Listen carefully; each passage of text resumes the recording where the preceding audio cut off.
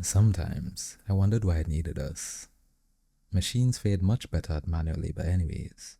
My best guess was there was a limit to how many tasks it could concentrate on at once. Yet again, I found myself hating the master, loathing my existence.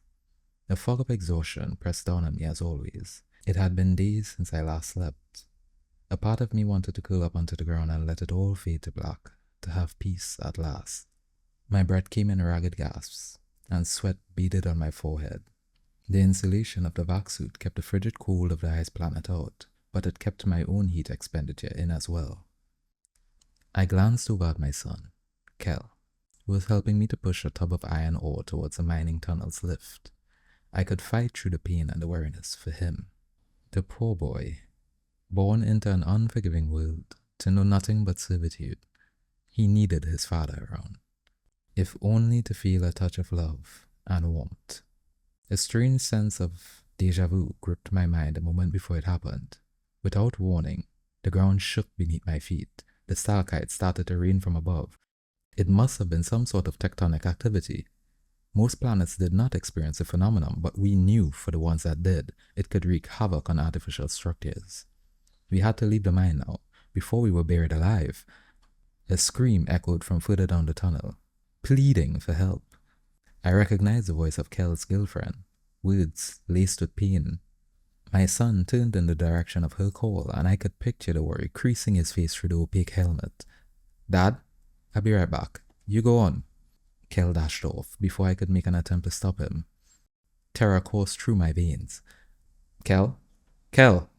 I distantly felt a hand grip my shoulder, and the mind dissolved into darkness. My eyes blinked open. Back on the strange ship. The pale creature who called himself Rykov was standing over me. His expression seemed concerned. I rubbed the sore spot behind my ear where they had injected me with the language implant. The ridges of a thin scar pressed against my fingers. It served as confirmation that the events of the past day were real and not some fever dream. "Are you okay?" Rykov asked. "You were talking in his sleep, and you sounded upset." I sighed, images of my son still flitting through my mind. "I'm fine. It was just a bad dream." He nodded, pausing for a moment. "Who is Kel?" "Kel." I closed my eyes, trying not to cry. "He's my son. He's dead." "I'm sorry. I know what that's like." He grimaced as though in pain. "It's the worst thing a parent can ever go through." "You lost a child?" "Yes. My youngest daughter, Alina. She was only 3 when the cancer took her. It's an awful disease that turns your own body against you. She fought so hard, through so much pain. We did everything we could, but none of the treatments did a damn thing. I know she would have had so much to offer the world, if only she had the chance. I'm sorry, Rykov. So young."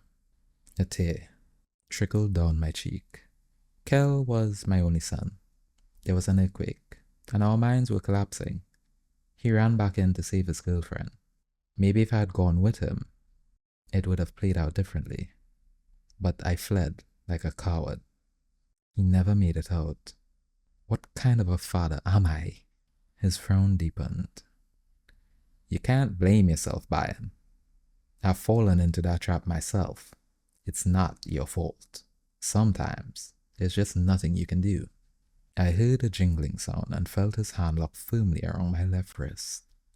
I watched as he inserted a pin into the manacle, and with a click, the band came unclasped.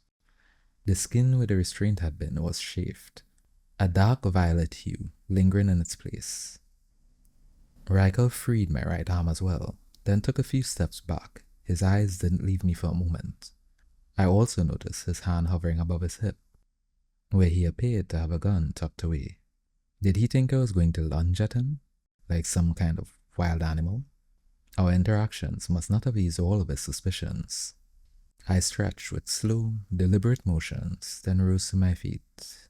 It was unclear why I had been unbound, but there had to be something they wanted of me. Rykov stayed for a few moments longer, then relaxed his posture slightly. "Follow me." It was a short walk to our destination, a hangar bay lined with sleek cruisers. A few workers were inspecting the condition of the craft and performing repairs, but most of the personnel milled about without assignment. The sounds of chatter and laughter buzzed in the air. The cheery atmosphere was alien to me. My people hadn't possessed such spirit in decades. The crew members hushed as they noticed our entry, and all eyes turned toward me. A flurry of whispers rippled across the room. I ducked my head, anxiety bubbling in my chest. It was likely that some of them harbored negative feelings towards my species, so I doubted how much my presence was welcome here. "All right, I want all of you to listen in," Rykov shouted. "I'm about to make a call to General 𝒊𝒏𝒔𝒂𝒏𝒆, and we'll be going over the details of the mission." He removed a holopad from his pocket and thumbed through a few screens. I watched over his shoulder as a three-eyed being from my first interrogation appeared. "Hello, Commander," the general said. "The stealth ships should have arrived, as you requested." Rykov gestured behind him. "Yes, we have them right here, thank you. I'm not sure how you convinced the speaker." Years of practice. The words were punctuated with smug satisfaction. "She isn't wrong that you're spying on us, though. Care to explain that one?" The commander shifted awkwardly. "We, sort of spy on everyone. The Federation has never been, particularly forthcoming with us. Anyhow, did you get the plan I sent over?" "Yes, and I only have one question." General 𝒊𝒏𝒔𝒂𝒏𝒆 sighed, an exasperated look on his face. "Are all your ideas this insane?" "What? I don't see the issue with it. Are you saying you have something better in mind?" "Well, no. It's drawn up based on the intelligence 𝒊𝒏𝒔𝒂𝒏𝒆 gave us. We have a rough layout of the planet now. There's 12 main settlements, and the rest of the populace is deployed off-world. We're going to evacuate the largest one today. Our fighters will engage the AI's forces in orbit, keep it distracted, while the stealth ships sneak down to rescue the people. That makes sense, yes?" "It does. But that wasn't the entire plan, Commander. You left a few things out, like letting 𝒊𝒏𝒔𝒂𝒏𝒆 fly a stealth ship, the impossible time constraints, oh yeah, and the part about the antimatter bombs." My eyes widened as I realized what General 𝒊𝒂𝒏𝒆 had said. Their strategy involved me as a pilot? After years of conscription, the last thing I wanted was to dive right back into the war. Rykov shrugged. "There are mechanical sentries posted all over the city, surveilling the people. Humans walking around would be noticed, but 𝒊𝒏𝒔𝒂𝒏𝒆 won't stand out. If we just immediately knock out the sentries and try to evacuate the civilians, they might see us as a threat and fight. We need 𝒊𝒏𝒔𝒂𝒏𝒆 to convince them to come with us." "And do you really think you can complete this all in 40 minutes? The AI will kill the people if it suspects it's losing. As you and I saw, it doesn't allow the possibility of capture.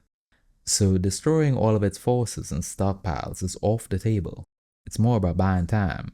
We'll give 𝒊𝒏𝒔𝒂𝒏𝒆 20 minutes on the ground, then we'll take out the sentries. We have about another 20 minutes before the security drones arrive, and it has to be done by then." "Okay, well, how about the antimatter bombs?" "The AI can't realize the people escaped. If we turn the entire city to ash, hopefully it thinks they're all dead. There is so much that could go wrong with this. Everything has to be perfect." The general hesitated. "You'll have my support, Commander, but don't make me regret it. I'll speak with you after the mission." I cast a blank stare at the floor as the call was terminated. My name was mentioned in their plans far too much for my liking. I wanted no part in the risk, the danger of it all. Could I really convince an entire settlement to leave with alien soldiers within their time frame anyways? Rykov glanced at me, smiling confidently. "Well, you heard all of that, 𝒊𝒏𝒔𝒂𝒏𝒆. What do you say? Are you ready to save the day?" 1,000 reasons not to agree raced through my mind. There might be consequences for turning him down, but I knew I was no hero. They could toss me into a cell and throw away the key for all I cared.